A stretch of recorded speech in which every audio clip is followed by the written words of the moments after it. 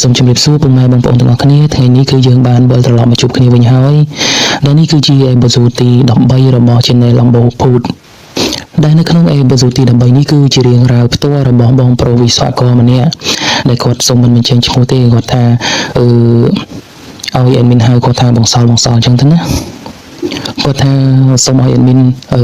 លាក់ឈ្មោះរបស់គាត់នេះព្រោះដោយសារថាប្រវត្តិរបស់គាត់នោះគឺគាត់ជាប់អាហារសន្និមថាជាស្ថាបនិកសាវ៉ាស្ថាបនិកប្រុសសាវ៉ាអញ្ចឹងណាហើយឥឡូវនេះគឺគាត់មានគ្រួសារហើយគាត់មានកូនស្រីដល់ទៅ2នាក់ឯណោះអញ្ចឹងណាអញ្ចឹងនេះជាមូលហេតុដែលគាត់សូមមិនឲ្យ admin បញ្ចេញឈ្មោះគាត់អញ្ចឹងកុំឲ្យខាតពេលវេលាយូរអញ្ចឹងសូមទាញអារម្មណ៍បងប្អូនទាំងអស់គ្នាចូលទៅកាន់សាច់រឿងពេញរបស់បងសល់ជាមួយនឹង admin ទាំងអស់គ្នាគាត់ថានៅក្នុងកំឡុងឆ្នាំ2015គឺពេលនោះគឺគាត់ទៅតែបញ្ចប់និយាយទៅគាត់ត្រូវប្រឡងចេញផ្នែកវិស្វកររបស់គាត់អញ្ចឹងណាអញ្ចឹងពេលដែលគាត់មិនទាន់បញ្ចប់នោះក៏គាត់មានទទួលការងារធ្វើនៅក្រុមហ៊ុនមួយតែក្រុមហ៊ុននោះគឺជាក្រុមហ៊ុនផ្ទាល់របស់គ្រូបង្រៀនរបស់គាត់ហ្មងអញ្ចឹងណាគឺដោយសារតែលោកគ្រូគាត់នឹងគឺឃើញគាត់មានសមត្ថភាពអញ្ចឹងគាត់រៀនបកកែគាត់អីអញ្ចឹងគាត់ក៏ទាញមកសល់នឹងឲ្យជួយការងារក្រុមហ៊ុនផ្ទាល់របស់គាត់ហ្មងបងសល់គាត់បានប្រាប់មក admin ថាគឺក្នុងកំឡុងពេលនោះគឺក្នុងខ្លួនគាត់គឺមិនដឹងតែគិតអីទេគឺដល់ថ្នាក់ក្នុងមិត្តភ័ក្តិក្នុងក្រុមដាក់ឈ្មោះគាត់ជាស្ថាបនិកសាវ៉ាអញ្ចឹងយើងគ្រាន់តែឮប៉ុណ្ណឹងយើងដឹងថាមិនអញ្ចឹងណាអញ្ចឹងហើយគាត់ថាការងាររបស់គាត់នោះគឺតម្រូវចុះទៅតាមខេត្តមានដូចជាស្វាយរៀងទៅសៀមរាបទៅបាត់ដំបងឬក៏ទៅកំពង់សោមអញ្ចឹងណាគឺគាត់ទៅតាមការឋានរបស់គាត់ដែលមានគាត់ចុចឲ្យគាត់ទៅអញ្ចឹងណាគឺត្រូវទៅពិនិត្យជាងទៅពិនិត្យអីអញ្ចឹងទៅវាត្រូវតាមស្តង់ដារត្រូវតាមអីអត់អញ្ចឹងទៅគាត់ថាការនោះគឺគាត់មិនឲ្យខាតទេគឺចង់និយាយថាទៅមួយខេត្តគឺមានសង្សារមួយទៅមួយខេត្តគឺមានសង្សារមួយពេលនោះគឺគាត់ថាគាត់កំពូលខូចមែនតែនហ្មងអញ្ចឹងណាអញ្ចឹងហើយគាត់ថាដូចជាបាត់ចម្រៀងគេថាខ្លួនមួយជីទូ2គឺសម្រាប់គាត់អត់ត្រូវទេគឺជីទូ6ទៅ7ហើយបានត្រូវសម្រាប់គាត់ថាពេលនោះក៏មិនដឹងថាគាត់គិតអីទេគឺអាចនឹងបណ្ដាមកពីភាពយុវវ័យរបស់គាត់អញ្ចឹងណាធ្វើឲ្យគាត់ភ្លើនជួលជ្រើមកអញ្ចឹងទៅអញ្ចឹងហើយគាត់ទៅជាមួយអ្នកនេះគាត់សន្យាជាមួយអ្នកនេះគាត់ទៅជាមួយអ្នកនោះគាត់សន្យាជាមួយអ្នកនោះអញ្ចឹងណាអញ្ចឹងហើយវាមិនយូរប្រហែលទេក៏វាបែកការអញ្ចឹងកណ្ដាស់វាខ្ជាប់ភ្លើងអត់ចិត្តទេអញ្ចឹងហើយពេលដែលបែកការហើយគាត់ថាសង្សាររបស់គាត់នោះក៏គេគិតថាគាត់មិនស្មោះត្រង់មិនយកគេជាគូអនាគតមួយគាត់អញ្ចឹងណាអញ្ចឹងគេក៏លែងតាក់ទងគេក៏ហីជាមួយនឹងគាត់រហូតអញ្ចឹងទៅរហូតដល់គាត់ដាច់ខ្សែរយៈអស់អញ្ចឹងហើយមិនសឹកដាច់ខ្សែរយៈទៀតអញ្ចឹងគាត់ថាចូលមកដល់សាច់រឿងរបស់គាត់នឹងគឺមកដល់ឆ្នាំ2018មកដល់2018គឺគាត់បានតាក់ទងស៊ីជម្រៅជាមួយនឹងនារីម្នាក់អញ្ចឹងណានារីនោះគឺគាត់នៅខេត្តបាត់ដំបងអញ្ចឹងគាត់ស្គាល់គ្នាពេលដែលគាត់ចុះទៅកាឋាននៅបាត់ដំបងអញ្ចឹងណានារីនោះគឺគាត់ជាអ្នកខេត្តនៅក្នុងអញ្ចឹងទៅនៅពេលគាត់ស្គាល់គ្នាក៏តាក់ទងគ្នានិយាយទូរស័ព្ទអីជារៀងរាល់យប់អីអញ្ចឹងទៅណាទៅតាមសម្ដីអូក្លារបស់ប្រុសព្រានអីអញ្ចឹងទៅឧទាហរណ៍ថាបាយនៅណប់អីអញ្ចឹងទៅណាហ្នឹងហើយអញ្ចឹងហើយពួកគាត់ក៏បន្តតំណែងគ្នាអញ្ចឹងតរហូតអញ្ចឹងទៅជួនជាថ្ងៃមួយអញ្ចឹងទៅគាត់ក៏បានណាត់ខាងនារីម្នាក់នោះគឺដើម្បីដើរលេងដែរអញ្ចឹងណាដល់ពេលបន្ទាប់ពីដើរលេងពីអីហើយអញ្ចឹងគឺពួកគាត់នោះគឺអត់បានចូលផ្ទះរៀងខ្លួនអីទេគឺពួកគាត់នោះក៏បានរកផ្ទះសំណាក់គឺដើម្បីស្នាក់នៅអញ្ចឹងណាមកយប់អញ្ចឹងទៅអញ្ចឹងហើយគឺពេលនោះហើយដែលពួកគាត់បានថាចូលឈ្មោះហូបប្រពៃណីជាមួយនឹងគ្នាអញ្ចឹងណាហើយបន្ទាប់ពីបានចូលឈ្មោះហើយបងសល់នោះគឺស្ទាយចាស់របស់គាត់គឺសន្យាទៅដែរអញ្ចឹងណាសន្យាថានឹងឲ្យចាស់ទុំចូលសួរអញ្ចឹងទៅកំណត់ថាដល់ខែនេះឆ្នាំនេះឆ្នាំនោះហើយចាំគាត់សំលុយសំអីបានអញ្ចឹងសិនទៅអញ្ចឹងហើយនារីនោះគឺហេតុតែគាត់ស្រឡាញ់ហើយគាត់ក៏ជ្រុលជ្រោះជាមួយនឹងគាត់អីអញ្ចឹងណាអញ្ចឹងហើយក៏បន្តចាំគាត់អញ្ចឹងទៅជាងការរាប់អានគ្នានឹងគឺមួយថ្ងៃទៅមួយថ្ងៃគេកាន់តែស្អិតល្មួតទៅអញ្ចឹងទៅប៉ុន្តែពេលដែលចុះទៅកាឋាននៅខេត្តផ្សេងទៀតអញ្ចឹងគឺបងសល់គឺគាត់អត់ចោលស្ទាយចោលក្បួនគាត់ទេទៅនេះតាក់ទងអ្នកនោះទៅនោះតាក់ទងអ្នកនេះអីអញ្ចឹងណាគឺនៅតែបន្តហៅថ្មីទៀតអញ្ចឹងទៅអញ្ចឹងហើយកដាស់វាខ្ចប់ភ្លើងអត់ចិត្តទេគឺមិនយូរប្រហែលគឺនារីម្នាក់ហ្នឹងក៏ដឹងរឿងដល់ពេលដឹងរឿងហើយគឺគាត់ក៏ទេទៅបងសល់ហ្នឹងអញ្ចឹងណាថាមិនក៏គាត់ធ្វើអីអញ្ចឹងដាក់គាត់អីអញ្ចឹងទៅហើយរោរឿងនិយាយទៅរោរឿងគាត់អត់បានធ្វើការទេរហូតដល់ research មើលទៅលេខអ្នកនៅកន្លែងធ្វើការរហូតដល់ទេទៅបងសល់លើហ្នឹងក៏ទេទៅអ្នកធ្វើការហើយនិយាយទៅបង្កជាបញ្ហាកន្លែងធ្វើការកន្លែងអីអញ្ចឹងណាអញ្ចឹងពីមួយថ្ងៃទៅមួយថ្ងៃអញ្ចឹងទៅវាភាពស្វីតភាពផ្អែមល្ហែមស្អិតល្មួតហ្នឹងគឺវាលែងមានហើយគឺវាមានថា ភាពរកម្មរកោសនេះគ្នានឹងទេពីព្រោះតែដោយសារតែបងសល់ហ្នឹងគឺគាត់ខូចអញ្ចឹងហើយក្រោយមកទៀតនោះគឺបងសល់មិនធ្វើការទទួលការហៅទូរស័ព្ទរបស់គាត់ទេហើយក៏បានប្លុកបានអីចឹងទៅហើយគាត់ក៏ស្វែងរកទៅសាច់ញាតិបងសល់មកអីវិញចឹងទៅហើយក៏បានបោះពាក្យមួយមកថាបើសិនជាអញមិនបានទេអាណាក៏មិនបានដែរនិយាយទៅនារីនឹងគាត់និយាយចឹងណាអញ្ចឹងមិនយូរប៉ុន្មានទេគឺបងសល់គឺគាត់ធ្វើការចុះទៅការឋានទៅអីនឹងដូចជារាល់ដងចឹងទៅប៉ុន្តែមករយៈក្រោយមកនោះគឺប្រហែលជាមួយអាទិត្យក្រោយបន្ទាប់ពីការរោរឿងទៅដល់សាច់ញាតិរបស់បងសល់ហើយសាច់ញាតិប្រាប់ទៅបងសល់ថាគាត់បានបោះពាក្យបោះសម្ដីអីចឹងណាគឺបងសល់គឺគាត់ចាប់ផ្ដើមមានអាការៈក្នុងខ្លួនដូចជាអត់ស្រួលខ្លួនគាត់ឈឺក្បាលហេកហាក់អីចឹងទៅណាហើយនឹងមានដូចជាឡើងកទួលក្រហមនៅលើខ្លួនគាត់ហើយកទួលហ្នឹងវាចាប់ផ្ដើមឡើងគាត់ថាប្រហែលជាប្រពន្ធផ្លែធូបអញ្ចឹងវាឡើងចាប់ពីត្រឹមដើមទ្រូងឡើងមកដល់ត្រឹមកកគាត់អញ្ចឹងណាហើយវាចាក់លំមាស់អញ្ចឹងគឺគាត់សម្រាប់អត់បានទេ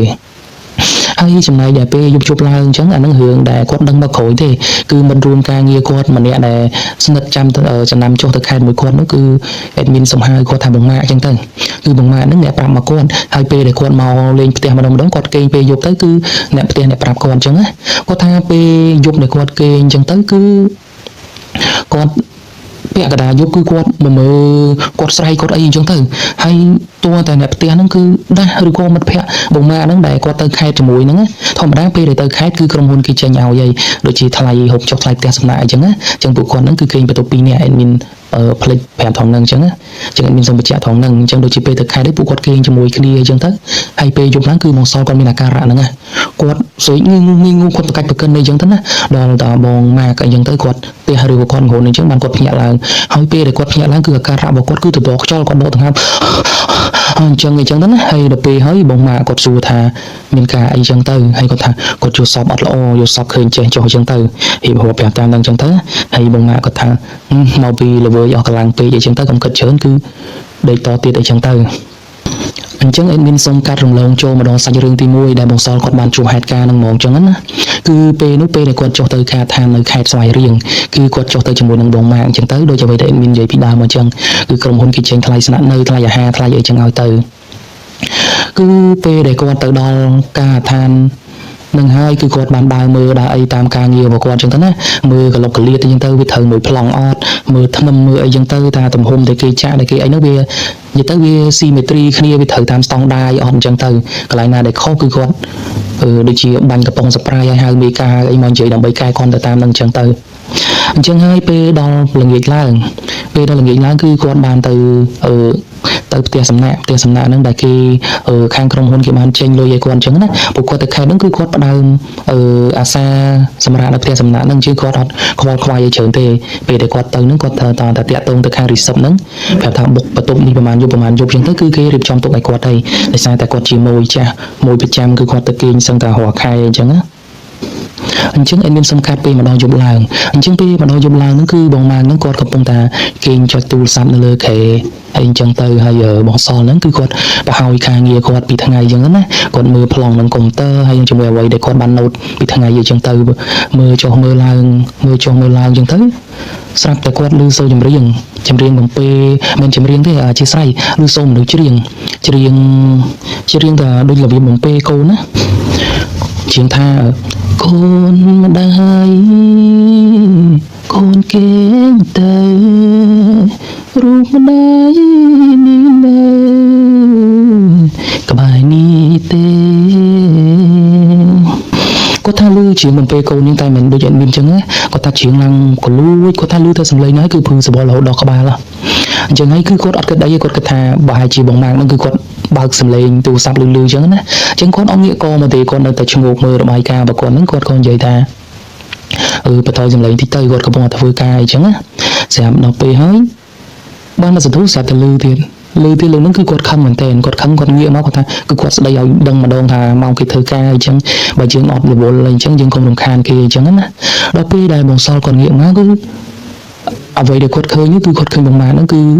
គេលក់បាត់ហើយអញ្ចឹងណាហើយទូរស័ព្ទរបស់គាត់ហ្នឹងគឺគាត់ play ចម្រៀងប៉ុន្តែគាត់ដាក់កាសអញ្ចឹងណាអញ្ចឹងវាអត់អាចលឺមកខាងក្រៅបានទេ អញ្ចឹងហើយរំពេចនោះគឺគាត់ទទួលបានអារម្មណ៍អត់ល្អអញ្ចឹងទៅអញ្ចឹងហើយគាត់ក៏រៀបចំបិទឯកសារបិទកុំព្យូទ័រឲ្យគាត់អញ្ចឹងទៅគាត់ចូលទៅងូតទឹកជាធម្មតាដើម្បីចូលគេងអញ្ចឹងពេលដែលគាត់ងូតទឹកហើយអញ្ចឹងadmin ចង់ឲ្យបងប្អូនសម័យថងនេះគឺគាត់បានឆ្លុះកញ្ចក់គាត់ឆ្លុះកញ្ចក់ហើយគាត់ឃើញមុននៅលើមុខរបស់គាត់អញ្ចឹងណាបងប្អូនសាសម័យមួយគឺគាត់អោនទៅជិតកញ្ចក់ហើយគាត់ញិចមុនហ្នឹងអញ្ចឹងពេលដែលគាត់អោនទៅញិចហ្នឹងគឺគាត់ឃើញស្រមោលមួយវូតពីក្រោយខ្នងរបស់គាត់អញ្ចឹងគឺពេលនោះគឺគាត់ងើបភ្ញាក់ឡើងក្រោយគាត់ស្មានថា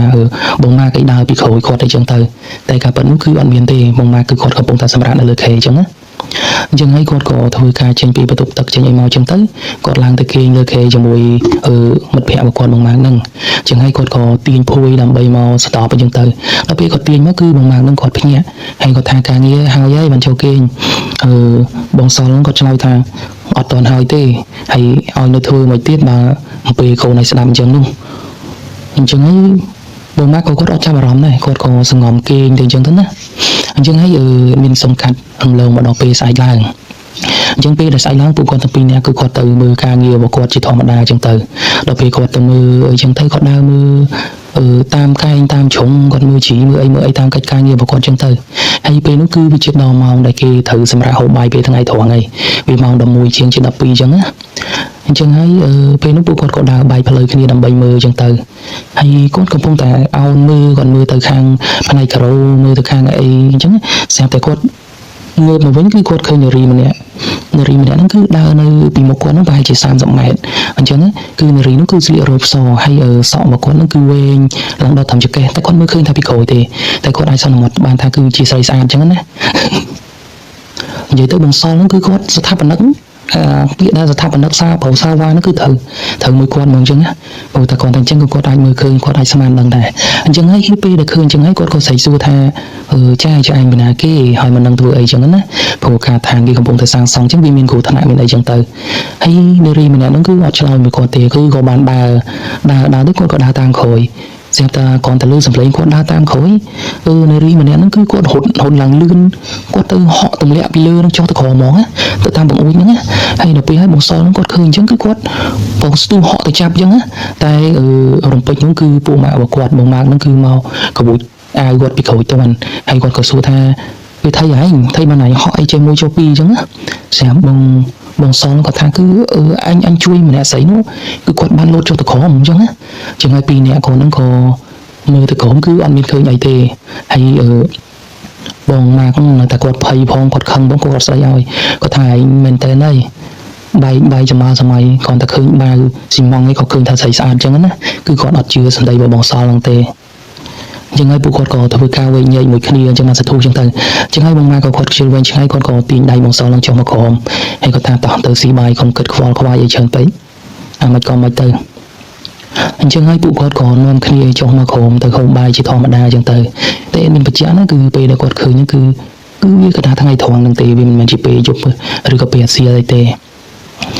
អញ្ចឹងហើយមិនយូរប្រហែលទេគឺធម្មតាការឋានមួយពេលដែលគេបញ្ចប់អីមួយអញ្ចឹងគឺគេតែងតែមានការជួបជុំឬគេហៅថាគេជួបលៀងឲ្យជាងអីចឹងណាដូចជាចាក់ប្លង់សេហើយឬអីហើយអញ្ចឹងទៅគេត្រូវតែមានការផាធីឲ្យកូនជាងឬក៏មេជាងតិចតួចអីចឹងទៅអញ្ចឹងហើយបន្ទាប់ពីអាចនិយាយថាគាត់បញ្ចប់ mission ទី1របស់គាត់ហើយអញ្ចឹងគឺគាត់ក៏មានការហូបចុកអីតិចតួចនៅហាងមួយនៅក្បែរហ្នឹងអញ្ចឹងទៅអញ្ចឹងពួកគាត់ក៏ហូបចុកជាមួយជាងជាមួយមេការមួយអីហ្នឹងអញ្ចឹងទៅហើយកម្មវិធីនោះគឺបានចប់គឺម៉ោង11ជាង12មកហើយអញ្ចឹងពេលដែលត្រឡប់មកវិញហ្នឹងគឺទាំងបងសល់ទាំងបងម៉ាក់ហ្នឹងគឺគាត់រៀងសង្វឹងហើយអញ្ចឹងហើយបងសល់ហ្នឹងគឺគាត់ជាអ្នកបើកម៉ូតូហើយបងម៉ាក់ហ្នឹងគឺជាអ្នកអង្គុយពីក្រោយអញ្ចឹងណាអញ្ចឹងពេលដែលបើកចេញមកតាមផ្លូវដើម្បីទៅកន្លែងសម្រាប់ផ្ទះសំណាក់របស់គាត់វិញហ្នឹងគឺវាស្ងាត់ទៅព្រោះវាជិតពាក់កណ្ដាលធាតុហើយអញ្ចឹងពេលដែលគាត់ជិះមកដល់កន្លែងតំបន់មួយដែលរៀងដាច់ផ្ទះវាមានព្រៃនៅអមសងខាងអញ្ចឹងមកដល់ហ្នឹងគឺបងសល់គាត់ក៏បានជន់ប្រាំងឈប់អញ្ចឹងណាហើយបងម៉ាក់គាត់សួរថាឈប់ធ្វើអីឈប់ឈូនោមមែនហើយបងម៉ាក់ហ្នឹងក៏គាត់អត់ឆ្លើយដែរហើយបងសល់ហ្នឹងក៏គាត់សួរម្ដងទៀតគាត់សួរថាឈប់ធ្វើអីហើយបងសល់ហ្នឹងក៏គាត់ស្រែកខ្លាំងៗថានោះឯងមិនឲ្យឈប់អីហើយមិនមើលឃើញគេហែសອບមុខឯនោះឃើញគេលីមកឈូដើរកាត់ផ្លូវឯងគ្រាន់តែលឺប៉ុណ្ណឹងបងម៉ាក់នោះគឺគាត់ភ័យគាត់ចាប់ផ្ដើមភ័យគាត់ថាគាត់ស្មាងស្រាអស់លីងហើយគាត់ក៏ទះស្មាបងសល់គាត់ថាទៅលឿនណាមិនមើលនៅអីហើយបងសល់ក៏គាត់ថាមកវិញឯងទៅឲ្យលឿនវិញឯងទៅលឿនមានទៅបុកគេទៅបុកមឈូ ហើយគ្រាន់តែលឺប៉ុណ្ណឹងគឺបងម៉ាគាត់បានចុះពីខាងក្រោយបងសល់ហ្នឹងគឺគាត់ទៅបជាពីខាងមុខយើងដើម្បីឲ្យបងសល់មកក្រោយគាត់បើកវិញអញ្ចឹងណាហើយគាត់ថាតោងមកជាប់មកហើយគាត់ថាគាត់ដាក់លេខហើយគាត់មួយកមកអស់ដៃហើយគាត់ថាពេលដែលបងម៉ាគាត់ជីបុកក្បួនមនុស្សដែលហែសອບហ្នឹងទៅបងសល់គឺហូបបានបន្តិចគាត់ងាកមកក្រោយគឺអត់មានអីទេគឺស្ងាត់ឈឹងអញ្ចឹងហើយគាត់ក៏ឆ្ងល់ខ្លួនឯងដែរអញ្ចឹងណាគាត់ថាឃើញលោកមកពីគាត់ស្វឹងឬក៏អីអញ្ចឹងទៅអញ្ចឹងពេលដែលពួកគាត់មកដល់ផ្ទះសំណាក់ពួកគាត់ក៏ពិភាក្សាគ្នាសួរគ្នាចុះឡើងអីអញ្ចឹងទៅអញ្ចឹងហើយបងម៉ាគាត់ថាពេលដែលនិយាយតែឃើញអញអត់មានឃើញអីទេហើយបងសល់ថាអញឃើញច្បាស់ណាស់អញឃើញមានមនុស្សជាច្រើនអ្នក20 30នាក់ដើរហែមកនិយាយទៅមានអ្នកទទួលសអ្នកស្លៀកសពាក់សដូចរបៀបគេហែសអញ្ចឹងណាហើយមានគេសាយបញ្ជូមានឃើញអីច្បាស់ណាស់គាត់ថាគាត់មិនសង្វឹងគាត់មិនប្រើភ្នែកទេអញ្ចឹងហើយមកដល់ផ្ទះយប់ជ្រៅហើយពួកគាត់ក៏លេងទៅជែកគ្នាលេងអីអញ្ចឹងទៅក៏ពួកគាត់រៀបចំចូលសម្ភារៈអញ្ចឹងទៅតែពេលដែលពួកគាត់សម្ភារៈហ្នឹងគឺគាត់មិនទាន់ទាំងលក់ផងគាត់ថាទាំងវលាវគឺគាត់លឺស្នូមពេលខូនមកទៀតអីអញ្ចឹងណាអញ្ចឹងម្ដងនេះគឺបុគ្គលលឺទាំងពីរនាក់ហ្មងគឺគាត់ខំប្រឹងផ្ទៀងស្ដាប់គាត់ថាខាងនោះមានបន្ទុកអ្នកចិត្តខាងអីអញ្ចឹងណាតែគាត់គិតថាគឺអញ្ចឹងគឺវាបិទចិត្តហើយសម្បីតែទ្វារគេក៏គេមានអេប៉ុងដើម្បីបិទពីក្រោមដែរអញ្ចឹងសំឡេងវាអាចចូលបានទេអញ្ចឹងណាអញ្ចឹងពួកគាត់អត់មានគិតអីច្រើនទេក៏អត់ហ៊ានបិទភ្លើងទេពួកគាត់ក៏បើកភ្លើងអញ្ចឹងទៅឲ្យគេងទល់ភ្លើងអញ្ចឹងទៅតែអត់មានសម្ភារៈណាគឺអាការៈរបស់បងសល់គឺគាត់ថាមួយអាទិត្យគឺ5ថ្ងៃហើយដែលគាត់យកសោកឃើញអាក្រក់ហើយយកសោកឃើញគេឃើញខ្មោចឃើញអីមកតាមចាប់គាត់មកតាមអីចឹងហើយដែលគាត់សេកអ៊ីអ៊ូបង្ហើហើយពេលដែលគាត់ភ្ញាក់ឡើងតដខ្យល់អីហ្នឹងគាត់ថាមួយអាទិត្យគឺវា5ថ្ងៃហើយសូមបញ្ជាក់មួយទៀតគឺបងសល់គាត់ជាមនុស្សដែលអត់ជឿរឿងអបិយជំនឿរឿងគ្រូរឿងអីហ្នឹងចឹងណាគឺបងម៉ាក៏បានរំលឹកគាត់ដែរគាត់ថាបើអត់ស្រួលអីចឹងទៅយើងទៅមើលទៅអីចឹងទៅហៅគ្រូអីចឹងទៅណាព្រោះគាត់មានស្គាល់មានអីចឹងទៅហើយគាត់ក៏ស្ដីឲ្យបងម៉ាគាត់ថាយើងសម័យនេះទៅហើយយើងទៅជឿអីវាមិនខ្មេះទេអញ្ចឹងណាគឺមនុស្សគាត់នឹងអាចនិយាយថាគឺរឹងតែមកអត់ស្ដាប់គេអត់ស្ដាប់ឯងទេគាត់ថារំលងបានតែជាចិត្ត2អាទិត្យមកទៀតគឺអាការៈរបស់គាត់នឹងគឺអត់ស្រួលទៅហើយអាកទួលគាត់ដែលចេញជំនាញខ្លួននឹងពេលដែលគាត់ទៅពេទ្យគេថាគាត់រលាក់ស៊ីជាមួយនឹងបរិស្ថានជាមួយនឹងស៊ីម៉ង់ជាមួយនឹងអីដោយសារការងាររបស់គាត់វាបែកញើសបែកអីអញ្ចឹងណាអញ្ចឹងគេឲ្យថ្នាំលេបមកអីចឹងទៅគាត់ថាវាបានត្រឹមតែមកអន់ទេវាអត់បាត់ទេហើយការរវើរវាយរបស់គាត់ហើយការឃើញនេះឃើញនោះរបស់គាត់នឹងគឺវាចេះតែមានរហូតចឹងទៅហើយបងម៉ាក់ពេលក្រោយឡើងគាត់មកប្រាប់បងសល់វិញគាត់ថាបងសល់នឹងពេលខ្លះគឺគាត់អង្គុយផ្លឹកអង្គុយអោបក្បាលជង្គង់ពេលខ្លះគាត់និយាយតែឯងអញ្ចឹងណាហើយហៅ 4-5 ម៉ាត់អីហ្នឹងអត់ចង់ឆ្លើយទេតទៅកេឬក៏ទៅវាយអីចឹងទៅអញ្ចឹងបន្តមកទៀតរំលងបានប្រហែលជា2ទៅ3ថ្ងៃដែលថ្ងៃនោះគឺចំជាថ្ងៃសិលអញ្ចឹងណាហើយពួកគាត់គឺត្រូវទៅមើលការឋាននៅម្ដងអញ្ចឹងហើយពេលនោះគឺគាត់ដើរបែកគ្នានៅការងារផ្សេងគ្នាអញ្ចឹងណាអញ្ចឹងគ្រាន់តែគាត់ភ្លេចខ្លួនមកផ្លេតទេគឺពេលដែលបងម៉ាក់មកវិញគឺគាត់ឃើញបងសល់ហ្នឹងគឺកំពុងតែឈរនៅលើយើងសម័យថាការឋានគេធ្វើអត់ទាន់ហើយអាខាងមួយរំដាខាងមុខហ្នឹងវាត្រូវបើធ្វើហើយវាមានប្រកាន់ដៃវាមានដៃមានអីបាំងអញ្ចឹងណាតែដល់ពេលគេធ្វើអត់ទាន់ហើយវាមានតែប្លង់សេធម្មតាទេគឺគាត់ទៅឈរពីខាងលើនឹងអញ្ចឹងឯងមានចង់ឲ្យបងប្អូនសម័យដូចឧទាហរណ៍ថាគាត់ឈរពីខាងលើប្លង់សេហ្នឹងដូចជាមាត់ជ្រួអញ្ចឹងមកជំនាញទៅធ្លាក់ទៅក្រោមអញ្ចឹងណាចឹងហើយពេលនោះគឺបងម៉ាក់ថាគាត់អស់ព្រលឹងអស់ព្រះហើយគឺគាត់រត់ឡើងលឿនទៅអញ្ចឹងណាហើយទៅបងនោះគឺគាត់ទូចពីព្រោះគាត់ខ្លាចតែគាត់ជ្រុលទៅគឺទៅក្រោមទាំងពីរហើយចឹងគាត់ក៏ចាប់ទាញកធាក់អាវរបស់គាត់នឹងមកដួលមកខាងក្រោយវិញចឹងទៅដល់ពេលដែលដួលមកហើយបងសល់ហ្នឹងស្រាប់តែគាត់ធ្វើដូចជាភ្ញាក់ផ្អើលគាត់ថាមិនបានគាត់ដួលចឹងមិនបានគាត់មកនៅចឹងព្រោះមិញហ្នឹងគាត់នៅជាន់ក្រោមតាមានបញ្ជាក់ណាគឺពេលដែលកើតហេតុហ្នឹងគឺនៅជាន់ទី5តែការងាររបស់គាត់ហ្នឹងគាត់កំពុងដើរមើលហ្នឹងគឺនៅជាន់ទី4ទេហើយគាត់ពិពណ៌នាថាជាន់ទី5ហ្នឹងខាងក្រោមហ្នឹងវាមានខ្សាច់មែនប៉ុន្តែគាត់គិតថាប្រវត្តិសម័យណាបើសិនជាធ្លាក់ទៅគឺបើមិនស្លាប់ទេក៏ពិការដែរអញ្ចឹងណាអញ្ចឹងហើយក៏បងម៉ាគាត់ហ៊ានមកប្រាប់តាមនឹងទៅបងសល់ក៏ពេលហ្នឹងក៏គាត់លេងទៅបកែកដែរគឺគាត់រៀងជឿតិចណាព្រោះដោយសារតែគាត់ពិបាកក្នុងខ្លួនផងហើយហេតុការណ៍ដែលគាត់ថាវានឹងគ្រោះថ្នាក់បាត់បង់ជីវិតហ្នឹងគឺវាកើតឡើង2-3ដងហើយយ៉ាងទី1គឺពេលដែលគាត់ជួយមនុស្សស្រីនោះទី2អាចនិយាយបានថាកន្លែងដែលគាត់ឃើញមឈូសហើយទី3គឺនឹងថ្ងៃលើកហ្នឹងអញ្ចឹងហើយមិនយូរប្រហែលទេគឺវាជិតដល់ម៉ោងចេញពេលល្ងាចហើយអញ្ចឹងគាត់ក៏នាំគ្នាមកខាងផ្ទះសំណាក់អីវិញអញ្ចឹងទៅហើយពេលដែលយប់ឡើងគឺបងម៉ាក់បាននិយាយជាមួយនឹងបងសល់ថាអត់កើតទេគឺឥឡូវហ្នឹងគាត់ជំនះលេងមិនគឺឲ្យបងសល់ទៅមួយគាត់ទៅមើលទៅអីចឹងណាព្រោះគាត់គិតថាប្រហែលជា បើយើងទៅពេទ្យយើងមើលទៅជំងឺវាមិនជាវាមិនអីវាមិនជល់អីចឹងយើងគាត់គិតថាគឺវាអាចនឹងមានផ្លូវល្ងិតផ្លូវអីចឹងណាគឺយើងទៅមើលទៅវាមិនខាតពេលប្រហែលទេពេលហ្នឹងគឺបងសល់គាត់លេងបកាយហើយគឺគាត់ស្ដាប់តាមបងម៉ាក់ហើយប៉ុន្តែនៅក្នុងយប់ហ្នឹងពេលដែលពួកគាត់សម្រាប់ធម្មតាចឹងទៅគាត់ថាចាប់តាំងពីដែលពួកគាត់ថ្ងៃដែលពួកគាត់ឃើញគេហែសពហ្នឹងមកគឺជារៀងរាល់យប់ពាក់កណ្ដាលយប់ម៉ោង12គឺលឺស្នូគេបំពេកូនរហូតចឹងណាគឺលឺទាំងពីរនាក់ហ្មងអញ្ចឹងហើយគឺយប់ហ្នឹងគាត់ចាប់ផ្ដើមគេងហើយគឺគាត់សន្យាថាស្អែកនឹងគាត់ទៅរកគ្រូមួយដែលបងម៉ាក់ដែលគាត់ស្គាល់ថាគាត់ប្រកែកខាងផ្លូវហ្នឹងអញ្ចឹងណាអញ្ចឹងពេលដែលគាត់គេងយប់ហ្នឹងកាត់រំលងដល់ពាក់កណ្ដាលយប់អញ្ចឹងណាអញ្ចឹងគាត់ថាបងសល់ពេលដែលគាត់គេងសុកហ្នឹងគឺគាត់ប្រកាច់ដូចជាម្ដងអញ្ចឹងប្រកាច់ឲ្យគាត់សេចអ៊ីអ៊ូអញ្ចឹងទៅហើយតតែបងម៉ាក់ហ្នឹងគឺផ្ទះក្បាលគាត់មកដៃអញ្ចឹងទៅបានគាត់ភ្ញាក់នឹងខ្លួនមកវិញអញ្ចឹងហើយគាត់ភ្ញាក់ឡើងគឺដកដង្ហើមទៅដកខ្យល់ដូចជាមុនអញ្ចឹងប៉ុន្តែលើកនេះគឺវាខុសពីលើកមុនហើយគាត់ក៏បានប្រាប់ទៅបងម៉ាក់នឹងថាវាខុសពីលើកមុនហើយវារន្ធត់គាត់ខ្លាចខ្លាំងដោយសារអីដោយសារតែលើកនេះគឺក្នុងយល់សពហ្នឹងគឺគាត់យល់សពឃើញគាត់កំពុងតែគេងនៅលើក្រែនៅក្នុងផ្ទះសំណាក់ហ្នឹងធម្មតាប៉ុន្តែគាត់យល់សពឃើញម្នាក់ស្រីមួយដែលគាត់និយាយមួយម៉ាត់ថាគាត់ដោះដៃអញ្ចឹងណាហើយម្នាក់ស្រីហ្នឹងគឺឈរនៅចំជើងរបស់គាត់ពេលដែលគាត់កំពុងតែគេងហ្នឹងគឺឈរសោចមកគាត់អញ្ចឹងណាដល់ពេលសោចយូរទៅស្រាប់តែវាអលេះធ្លាក់ថ្ពាល់អស់ពីធ្លាក់ថ្ពាល់ធ្លាក់ចំមុះអស់ពីធ្លាក់ចំមុះធ្លាក់ភ្នែកមកអញ្ចឹងណាហើយអលេះលួយធ្លាក់សាច់ក្ពាកអញ្ចឹងទៅហើយគាត់ថាគាត់ឃើញអញ្ចឹងគឺគាត់ចង់ស្រែកគាត់ចង់រត់តែក្នុងយល់សពហ្នឹងគឺគាត់រត់អត់កើតទេហើយបន្ទាប់ពីនឹងមកនារីម្នាក់ហ្នឹងគឺបានលូតមកអង្គុយលើធុងរបស់គាត់ណាលូតមកអង្គុយលើធុងរបស់គាត់ហើយបានយកដៃទាំងពីរហ្នឹងទៅចំបាច់ករបស់គាត់អញ្ចឹងហើយបាននិយាយថាបើអញមិនបានលិតទេអាណាក៏កុំសង្ឃឹមបានលិតអធិស្ឋានមាននិយាយលេងទេគឺវិញ្ញាណហ្នឹងបាននិយាយថាបើអញមិនបានទេអ្នកណាក៏កុំសង្ឃឹមថាបានអញ្ចឹងណាអញ្ចឹងហើយគឺពេលហ្នឹងហើយដែលគាត់ប្រឹងប្រកាច់អ៊ីអ៊ូរហូតទៅដល់មកម៉ាផ្ទះគាត់តែភ្ញាក់នឹងខ្លួនហ្នឹងអញ្ចឹងទៅអញ្ចឹងសូមកាត់រំលងមកដល់ពេលព្រឹកឡើងអញ្ចឹងពេលព្រឹកឡើងគឺពួកគាត់ហ្នឹងគឺបានទេទៅសុំច្បាប់មេអញ្ចឹងទៅប្រាប់ថាបងសល់អត់ស្រួលខ្លួនហើយបងម៉ែគាត់ជូនទៅអីចឹងណាហើយមេក៏គេអនុញ្ញាតច្បាប់ធម្មតាតែគេថាឲ្យចេញកណ្ដាស់វិជ្ជាឲ្យគេផងអញ្ចឹងទៅហើយពួកគាត់ក៏មកឆ្ងល់ដែរឥឡូវនេះអេមីនបានមើលចោលតិចបើសិនជាពេទ្យគេមានកថាវិជ្ជាហើយនេះដល់ពេលគ្រូខ្មែរដោះអំពើអញ្ចឹងទៅត្រូវចេញយ៉ាងម៉េចវិញចេញថាលោកគ្រូខ្មែរដោះអំពើអញ្ចឹងទៅណាហើយត្រេមួយមក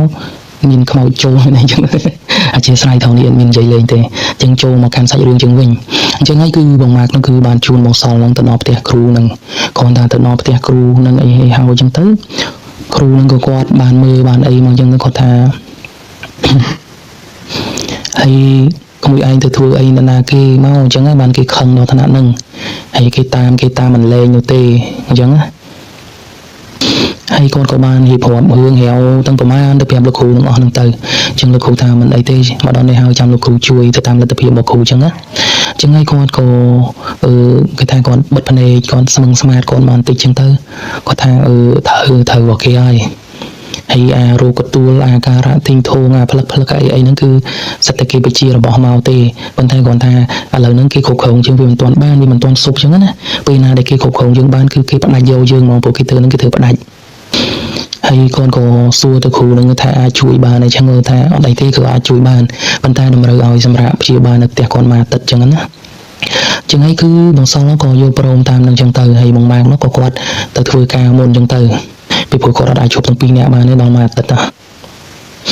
អញ្ចឹងហើយរាល់ថ្ងៃដែលគាត់ធ្វើពិធីហើយស្រោចទឹកចឹងពីថ្ងៃទី1ថ្ងៃទី2ថ្ងៃទី3រហូតមកដល់ថ្ងៃទី7ដល់ថ្ងៃទី7ហ្នឹងគឺលោកគ្រូហ្នឹងគឺគាត់បានចាប់វិញ្ញាណដែលមកតាមគាត់ដែរមកតាមយកជីវិតរបស់គាត់ហ្នឹងណាលោកគ្រូក៏ចាប់សួរធម្មតាអញ្ចឹងទៅនៅមុខពួកគាត់អញ្ចឹងទៅហើយគាត់សួរតាក់ទងគ្នាទៅមកនោះគឺបញ្ជាក់ណាគឺបងសល់គាត់អត់ឮទេគាត់ឮថាលោកគ្រូនឹងនិយាយថាឯងទេឲ្យឆ្លងជាមួយខាងគេនោះឲ្យមកប្រាប់លោកគ្រូនឹងវិញអញ្ចឹងណាគាត់ថារបស់ដែលគេប្រើមកនោះគឺមិនមែនជាព្រាជាអីទេគឺជាខ្មោចតៃហោងប៉ុន្តែគឺខ្មោចនោះគឺពេលដែលគាត់ស្លាប់នោះគឺគាត់មានកូននៅក្នុងពោះហើយគាត់ស្លាប់ដោយសារតែគ្រោះថ្នាក់ចរាចរណ៍អញ្ចឹងណាអញ្ចឹងថាវិញ្ញាណនោះគឺវាចងអាឃាតវាមានកំហឹងវាមានអីនៅវល់អញ្ចឹងទៅអញ្ចឹងហើយលោកគ្រូក៏បានសួរវិញ្ញាណនឹងថាមកពីណាអីពីណីអញ្ចឹងទៅហើយប្រាប់ថា គេប្រើមកម្នាក់ស្រីនោះបានទៅរកគ្រូខាងគាត់នឹងអញ្ចឹងហើយគ្រូនោះក៏បានចាត់ចែងឲ្យគាត់មកអញ្ចឹងណាគេថាក្នុងរយៈពេលថានេះទេ7សិលគេនិយាយអញ្ចឹងណាថា7សិលធ្វើមិនហ្នឹងគឺដឹងតែយកឲ្យបានឲ្យផ្ដាច់ហើយជួនជាថ្ងៃហ្នឹងពេលដែលគេបានរាប់ទៅហ្នឹងហើយដូចជាវិញ្ញាណនឹងប្រាប់ហ្នឹងថាសិលនេះគឺម្លងសិលទី5ហើយគឺបាំងតាមសិលទៅទេគឺសិលទី5ហើយដល់ទី6ដល់ផុតទី6ចូលទី7ហ្នឹងគឺបងសល់ហ្នឹងគឺដឹងតែស្បៃហើយអញ្ចឹងអានេះជាគាត់មកបានមុនអញ្ចឹងណាអញ្ចឹងវិញ្ញាណនឹងបានឆ្លើយឆ្លងមកលោកគ្រូនឹងថាគេត្រូវយកបានតាំងពីសិលទី1តែដោយសារតែពេលហ្នឹងគឺរិស័យរបស់បងសល់ហ្នឹងគឺគាត់ធ្លាក់ដាក់ត្រូវគេយកបានហើយប៉ុន្តែដោយសារថារិស័យរបស់មិត្តភ័ក្តិរបស់គាត់ជួងទៅអាចសង្គ្រោះជីវិតគាត់បានបងប្អូនចាំឯអាពេលដែលគាត់ឃើញរិស័យម្នាក់ហើយគាត់ផងលោតទៅជួយហើយបានមិត្តភ័ក្តិគាត់ទៅក្បួចហ្នឹងហើយនឹងថងហ្នឹងហើយមកក្រោយទៀតហ្នឹងក៏មិត្តភ័ក្តិរបស់គាត់ហ្នឹងអ្នកជួយសង្គ្រោះគាត់ទៀតអញ្ចឹងណាអញ្ចឹងគាត់វាសំណាងដែរបានរិស័យមិត្តភ័ក្តិជួយសង្គ្រោះហើយវិញ្ញាណនឹងថាបើសិនជាដល់អាទិត្យមិនដល់អាទិត្យទេអធិស្ឋានដល់សិលទី7ហ្នឹងគឺបាទរិស័យគាត់ដាក់គឺយកទៅបានស្រួលតែម្ដងតែបើសិនជារិស័យគាត់នៅរៀងគ្រាន់បើទេគឺថាបើមិនពិការទេក៏អាចនឹងឈួតអញ្ចឹងណាអញ្ចឹងហើយពេលដែលលោកគ្រូចរចាមួយវិញ្ញាណនឹងហើយលោកគ្រូថាហេតុអីក៏មកធ្វើគេមកអីចឹងទៅហើយវិញ្ញាណនឹងថាគឺគាត់មិនចង់ទេគឺដោយសារតែគេបង្ខំគេធ្វើបាបគាត់អញ្ចឹងណាគេថាបើសិនជាគាត់មិនធ្វើអញ្ចឹងគេនឹងធ្វើបាបកូនរបស់គាត់គ្រូខាងដែលគេដាក់អំពើមកអញ្ចឹងណាអេដមីនក៏អត់យល់ដែរត្រង់ហ្នឹងមិនដឹងថាមិនអីមកអញ្ចឹងណាតែគេថាបើសិនជាម្ដាយនឹងមិនស្ដាប់តាមគេនឹងធ្វើបាបកូននឹងអញ្ចឹងទៅហើយលោកគ្រូហ្នឹងក៏គាត់ថាឥឡូវមិនអីទេឥឡូវបើសិនជានេះចាំលោកគ្រូជួយហើយមិនបាច់បកទៅនៅណាណីទេគឺមកនៅមួយលោកគ្រូមកនៅនឹងអាសនៈនឹងមកស្ដាប់ធម៌មកស្ដាប់អាទៅដើម្បីសាងបុណ្យសំកុសលទៅដើម្បីទៅរកភពរកសុខអីចាប់ជាតិថ្មីគេអញ្ចឹងណាហើយក៏វិញ្ញាណហ្នឹងក៏ព្រមឲ្យលោកគ្រូហ្នឹងក៏ទទួលវិញ្ញាណហ្នឹងដើម្បីមកនៅនឹងអាសនៈរបស់លោកគ្រូហ្នឹងអញ្ចឹងទៅហើយលោកគ្រូហ្នឹងក៏ធ្វើពិធីជួយរំដោះជួយដោះអំពើបងសល់នឹងពីខាងដៃគូចាស់របស់គាត់ដែលគាត់ដោះដៃពីគេនឹងអញ្ចឹងណាហើយគាត់ក៏បានធ្វើខ្សែធ្វើអីឲ្យគាត់ពាក់អីអញ្ចឹងទៅហើយក៏បានផ្ដាំផ្ញើថាឥឡូវហ្នឹងគឺអំពើហ្នឹងគឺបានដោះអស់ 100% ហើយតែហាមដាច់ខាតគឺកុំទៅជួបមុខម្នាក់ស្រីដែលធ្វើមកគាត់នឹងអញ្ចឹងណាហើយបើសិនជាជួបហើយគឺកុំនិយាយរយសោះមកជួបហើយគឺចេញឲ្យឆ្ងាយទៅហើយមិនយូរប៉ុន្មានទេគឺគាត់ក៏បានជាសះស្បើយមកដូចដើមវិញអាការៈដែលគាត់ភ័យខ្លាចហើយយកសពពេលយប់ឡើងហើយឃើញសមោឃើញវិញ្ញាណឬក៏ផ្លឹកអីនិយាយតែឯងហ្នឹងគឺវាលែងមានហើយគឺគាត់វិលត្រឡប់មកសភាពដើមរបស់គាត់វិញអញ្ចឹងណាហើយមកដល់ឥឡូវនេះគឺគាត់មានគ្រួសារហើយគឺគាត់មានកូនស្រីដល់ទៅ2នាក់ទៀតអញ្ចឹងណាចឹងហើយគឺគាត់ថាថ្ងៃនេះគឺគាត់ធ្វើបន់គាត់អីណាគាត់សងថាធ្វើមិនអាបាបកម្មដែលគាត់សាងហ្នឹងគឺសុំកុំឲ្យធ្លាក់មកលើកូនស្រីមកលើអីគាត់ចឹងណាពីព្រោះគាត់ខ្លាចឥឡូវគាត់ជឿបាបបន់គាត់ជឿរឿងវិញ្ញាណមិនវិញ្ញាណអីហ្នឹងហើយហ្នឹងហើយអញ្ចឹងរឿងរបស់បងវិស្វករស្ថាបនិកប្រសាវ៉ាហ្នឹងគឺមកដល់ទីបញ្ចប់ហើយអញ្ចឹងបងប្អូនគឺមានអារម្មណ៍យ៉ាងណាដែរឬក៏មានយោបល់យ៉ាងណាដែរក្រោយទៅពេលដែលស្ដាប់រឿងនេះចប់អញ្ចឹងណាគឺក្រោយពីនិទានសាច់រឿងនេះហើយគឺអេដមីនក៏សំខាន់តែអភ័យទោសដល់បងប្អូនវិស្វករផ្សេងទៀតផងដែលល្អគឺអេដមីនគិតថាគេអ្នកផ្សេងគឺសិតតែល្អដែរគឺខុសតែបងសល់នឹងមួយទេអញ្ចឹងហើយជាចុងក្រោយនេះគឺអេដមីនអត់មានអីបន្ថែមទេហើយសាច់រឿងនេះបើបានលើទៅដល់បងសល់ហើយខ្វះខាតត្រង់ណាសូមបងចូលមកបំពេញថែមផងហើយជាចុងក្រោយនេះគឺអេដមីនមានតែពាក្យជូនពរទៅកាន់ពុកម៉ែបងប្អូន